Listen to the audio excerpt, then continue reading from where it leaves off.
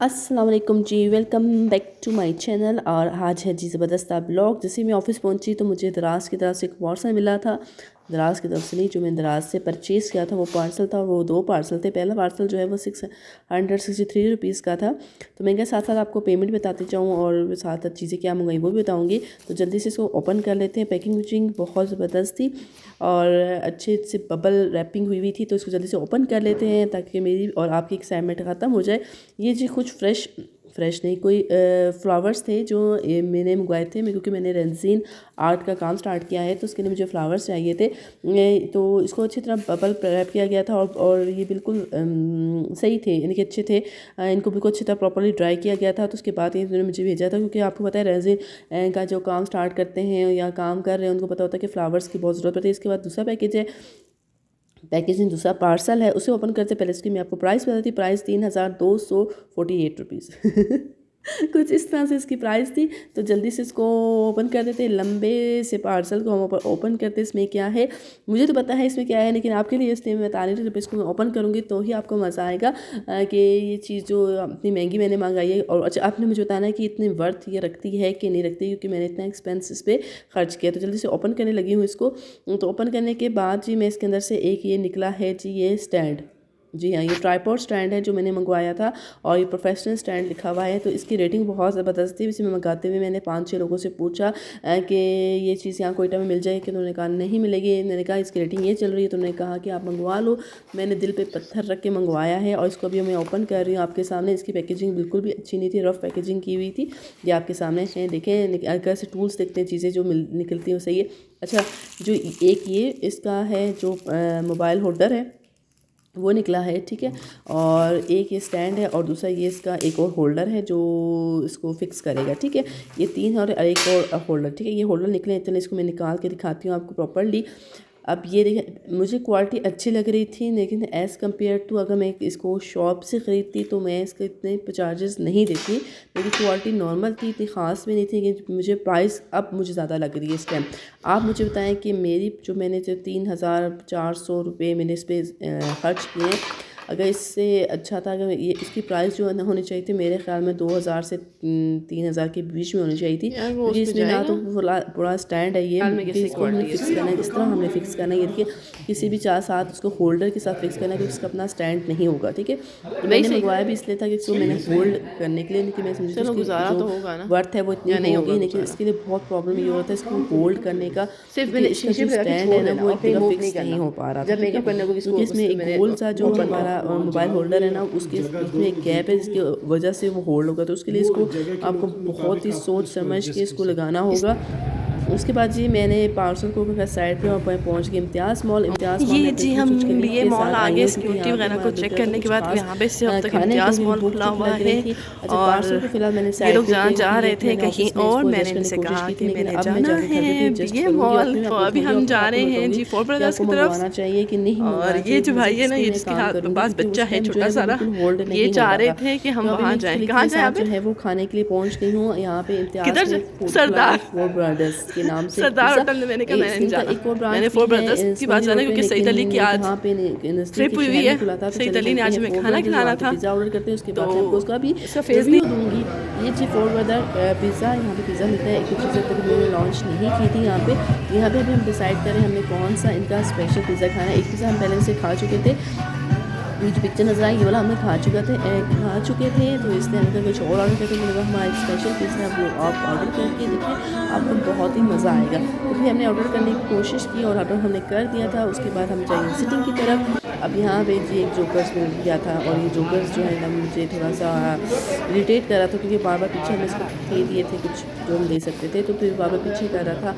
वो फिर हमें ज़रा वो ज़रा हमारी पर्सनल जो टाइमिंग हम डिस्टर्ब हो रहे थे, तो उसको मैंने थोड़ा सा कहा कि भैया आपको जब हमने दे दिया है तो आप फिर हमारा पीछे क्यों करें। देर तक हमारा पिज़्ज़ा आ गया था। पिज़्ज़ा तकरीबन 20 से 25 मिनट के अंदर आ गया था, और पिज़्ज़ा सो यम्मी लग रहा था, लेकिन ये लार्ज नहीं मुझे लग रहा था, ये इतना लार्ज नहीं था। और साथ में इसमें फ्रेंच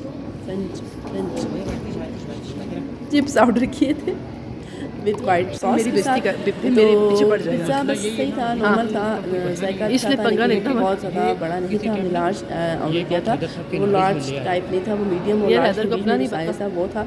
यहाँ पे जी हैदर को अपना इम्तियाज़ नहीं काफ़ी पता। डेवलप हो चुका है हमारा। यार वो भी इम्तियाज़ आइसक्रीम नहीं, मेरे बी ए को मॉल, सॉरी, पूछने ये की बी ए नहीं मॉल है। में ही इम्तियाज़ है, तो वो डेवलप हो चुका था। यहाँ पे हमने कहा चलो तवा आइसक्रीम खाते, क्योंकि मैंने जो कोयटा में मिलियन मॉल है ना वहाँ पे खाई थी, तो यहाँ पे चॉकलेट ये बहुत महंगी भी, इसको नहीं मैंने करना, तो मैं कहा चलो यहाँ पे खाते हैं तवा ये कितने के है आइसक्रीम, भाई? क्योंकि मैंने मिलियन मॉल में खाई थी, मुझे बहुत ही अच्छी लगी थी। अब मैंने चले भी यहाँ पे खुला है बी ए मॉल में भी, तो हमने इसको हमने आइसक्रीम का ऑर्डर दिया था डिफरेंट फ्लेवर्स के साथ, तो ये जल्दी से बना रहे थे, लेकिन यहाँ तो जब मैंने देखा ना तो मेरा दिल इनके बनाने के स्टाइल से भी ना वही नहीं था, तो मैंने कहा चलो जी जायका टेस्ट करती, क्योंकि मुझे बिल्कुल भी मैं सेटिस्फाई नहीं हो रही थी।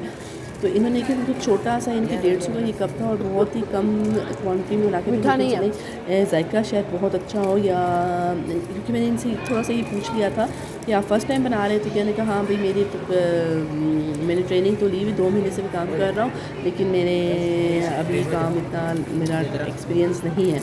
तो फिर मैंने कहा चलें देखते हैं कि लास्ट में लुक क्या आती है सामने। लास्ट में लुक इस तरह कुछ आई थी, सिर्फ थोड़े सीरम वगैरह डाले थे, लेकिन मुझे ये बहुत एक्सपेंसिव लगा, बहुत ज़्यादा एक्सपेंसिव, क्योंकि मैंने जो मिलियन मॉल में खाया था ना, मुझे वो 250 का था, लेकिन वो इतना बड़ा बॉल था। और बस तो अभी मैं जा रही हूँ जी बाहर की तरफ। अभी हमने खा लिया, क्योंकि हमारे साथ छोटा सा मेहमान भी था, इसको भी यकीन करें या आइसक्रीम खा रहा था, नहीं आ रही थी, और लग नहीं रहा था कि हमने कोई तवा आइसक्रीम लिया, ऐसे बस जमा हुआ बस आइसक्रीम ले लिए जो फ्रिज में हम जमा सकते। ओहो, फ्रिज की बात की तो हम फ्रिज के पास भी पहुँच गए।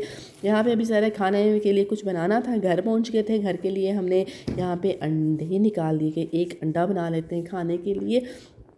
ये शाम हो चुकी थी, वहाँ से निकलते तो शाम हो चुकी थी, तो इसलिए फिर हमने कहा कि कुछ काम कर लेते हैं घर का, क्योंकि घर का काम भी करना होता है। थोड़ा सा मेरा फिर चूल्हा गंदा, ये चूल्हा बहुत जल्दी गंदे हो जाते हैं, इसलिए तो मैं इसमें फॉइल लगाती हूँ। उसके बाद मैंने एक और काम करना था कि मैंने यहाँ पे अपना वॉशरूम साफ़ करना था, क्योंकि मैंने एक टारगेट रखा था कि आज मैंने ये काम करना था। मैंने वॉशरूम वगैरह साफ़ करना था, फ्लोर के अच्छे से क्लीन करना था। इसके बाद मैंने बेसन वगैरह, अच्छा कुछ टिप एंड ट्रिक्स भी मैं आपको बता दूँगी कि वॉशरूम साफ़ करना बहुत मुश्किल काम होता है, लेकिन अगर आपके पास कुछ सहूलियात हों, कुछ आप होम रेमेडीज़ के साथ बहुत अच्छा सा वॉशरूम अपना साफ़ कर सकते हो। तो यहाँ पे मैं कास्टिक सोडा बहुत इजीली मिल जाता है मार्केट से, जहाँ पे सर्फ वगैरह मिलता है, और यहाँ पे मैं हार्पिक, इन दोनों को मैं मिलाऊंगी, एक सोल्यूशन बनाऊंगी। उसके बाद अपना वॉशरूम जो पूरा क्लीन कर लूँगी, और जल्दी से क्लीन हो जाता है। ठीक है जी, आप ये देखिए मैंने कर लिया है क्लीन अल्हम्दुलिल्लाह।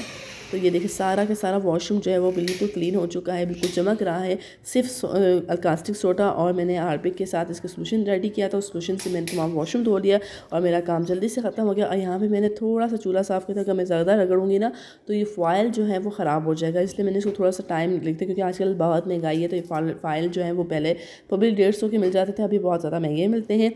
यहाँ पे मैंने एक रेसिपी बनानी थी, तो उसके लिए मैंने चीज़ें निकाली। एक अंडा मैंने पहले आपके सामने निकाल दिया था, वो रूम टेम्परेचर में ले गई थी, दूध वगैरह और ऑयल, चीनी। तो आप ही मुझे जल्दी से गेस करके बताएं कि मैं क्या बनाना चाह रही हूँ, जिसमें दूध, अंडा, चीनी, मैदा, कॉफ़ी पाउडर और ये soda, baking powder, baking soda डलता है। तो ये तमाम चीज़ें मैंने निकाल ली थी, और यहाँ पे मैंने कुछ चीज़ें जो हैं वो मैं लेके आई थी, तो वो मैंने इसे जार्स में डाल दी थी। और यहाँ पे मैंने बेकिंग सोडा, बेकिंग पाउडर जो है वो छोटे छोटे जार्स में डाले। अच्छा, यहाँ पे मैं क्या करती हूँ, जो चीज़ मैं लेके आती हूँ ना, तो उसका जो रैपर है ना वो थोड़ा सा काट के ना मैं उसी बोतल में, जिस बोतल में मैंने मटेरियल डाला होता है या प्रोडक्ट डाली होती है, उसमें डाल देती हूँ। जैसे ये बेकिंग पाउडर है, तो मुझे याद रखेगा कि इसके अंदर बेकिंग पाउडर ही मौजूद है। ठीक है, इससे क्या होता है कि आपका जो माइंड रहता है कभी भी डिस्टर्ब नहीं होता कि इसमें पता नहीं क्या होगा क्या नहीं होगा, तो इससे ही आपको याद रहता है। फिर मैंने जी कुछ बेकिंग का काम करना था, आपने मुझे कमेंट करके बताया नहीं कि मैंने क्या बेकिंग का काम करना था, तो उसकी बेकिंग के काम के साथ साथ कुछ है अपने जो बर्तन है वो मैसी हो जाते हैं। यहाँ पे मैंने मोल्ड निकाल लिया है, मैं केक बनाने लगी हूँ। जी हाँ, मैं केक बनाने लगूँगी, और यहाँ पे मैंने देगची बनाना है। यहाँ पे मैंने बैटर जो है वो रेडी कर लिया है इसका, और थोड़ी देर के लिए मैंने छोड़ना था, तो इसमें मैंने कवर करके रख दिया है। तो साथ ही अभी इसमें मैंने कॉफ़ी ऐड करनी थी, यानी कि कोको पाउडर भी आप ऐड कर सकते हैं, कॉफ़ी भी ऐड कर सकते हैं। तो मैं केक बनाने लगी थी, और यहाँ पे मैंने खाने के लिए कुछ बनाना था, तो खाने के लिए मैंने यहाँ पे फ़िश फ्राई कर लिया।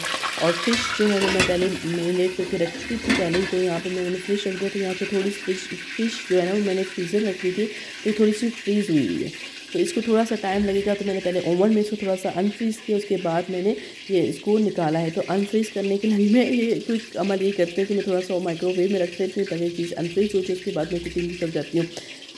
तो पहले हम फ़िश बना लेते हैं, उसके बाद ही हम केक की तरफ जाएंगे। तो पहले फ़िश रेडी कर लेते हैं और फिर आते हैं केक। जी केक मैंने रेडी करने के लिए डाल दिया है। एक जो केक है टी केक है, जो बहुत ही ज़बरदस्त स्टाइल में बनाया जाता है। तो इसको मैं यहाँ पे रख दूँगी और उसको मैं ना देसी तरीके से कुक करूँगी। ठीक है जी। उतनी देर तक जी जो मैंने बर्तन गंदे शंदे किए थे बेकिंग के चक्कर में, आपको पता है जो लोग बेकिंग करते हैं घर में तो उनको आइडिया होता है कि बहुत ज़्यादा उनके जो चीज़ें होती हैं वो ख़राब हो जाती है। ख़राब नहीं यानी कि चीज़ें मैसी हो जाती है। और देखिए कितनी तो सिर्फ 15 मिनट मुझे लगे थे, 15 से 20 मिनट मुझे लगे थे। केक माशा से इतना स्मूथ बना था, मार्बल टी केक। जी हाँ, ये मैंने रेडी किया था। तो ये बहुत ज़बरदस्त तरीके से रेडी हो चुका था, तो वो बहुत ही मज़े का था। और अब मैंने जी यहाँ पे दूध भी गर्म कर दिया है क्योंकि काफ़ी रात हो चुकी है और इन चीज़ों में ज़्यादा फुल डे जो आपका होता है वो ऐसा लगता है जैसे आप लोग देख रहे हैं कि बहुत आसान काम है। नहीं जी, आपका फुल डे बहुत जो होता है वो थका देने वाला आता है। अभी केक भी रेडी हो गया, चीज़ें भी रेडी हो गई है। अभी मैंने बर्तन वगैरह भी धोने हैं क्योंकि हमने फ़िश वगैरह खा ली थी और ये जी मेरा केक यम्मी सा मैं थोड़ा सा चखूँगी, उसके बाद जी मैं थोड़ा सा रेस्ट करेंगे। लेकिन हमने केक बहुत ही यम्मी बनाया था, मुझे बहुत ही पसंद आया ये केक। और इसके बाद जी मैंने केक को पैक कर दिया टिफ़िन में और थोड़ा ये ठंडा हो जाए उसके बाद जी नेक्स्ट डे हम किसी चाय के साथ खाएंगे क्योंकि अभी हमने फ़िश खाई हुई है तो वो हमें सिर्फ चखने के लिए रखा था। और बहुत ही ज़बरदस्त, बहुत ही यम्मी बना था। बहुत ही मैं खुश हो गई थी कि मैंने इतना अच्छा केक बनाया। तो आज हम लोग यहीं तक, नेक्स्ट ब्लॉग में बताऊँगी स्टैंड के बारे में। अल्लाह हाफ़िज़, अपना ख्याल रखिएगा।